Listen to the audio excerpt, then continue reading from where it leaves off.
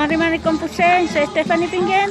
Hola a todos, mi nombre es Stephanie y en este video quiero mostrarles con ustedes un trasquinto, el primer trasquinto de la escuela Baldomero Lillo que se está haciendo aquí en Lota.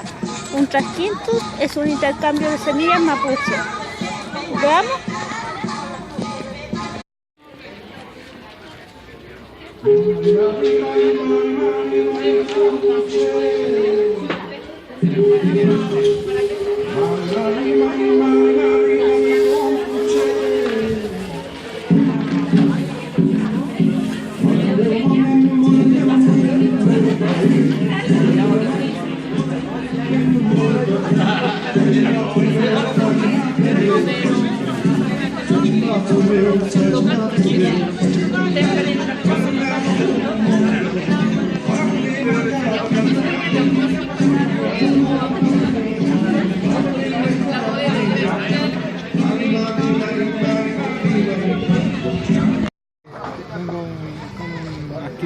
Una actividad que era la escuela del Baldomero Lillo. Vamos a concursar aquí.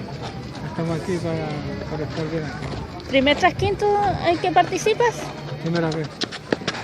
Pero primera vez que participo. ¿Y representando a quién vienes? Los de repente del Cosano. Ya. Bueno, acá estamos en el Trasquinto, que está organizado por niños y por niñas. Es un intercambio de semillas de planta de conocimientos que se está realizando acá en Lota.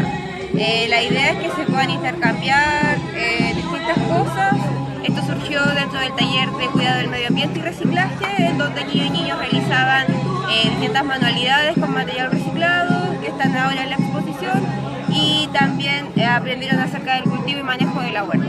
Así que invitamos igual a agrupaciones mapuche, agrupaciones del juego tradicional palín, usuarios también, agrupaciones de huerta de distintos lugares, y eso, no sé qué más podría decir. Salto también.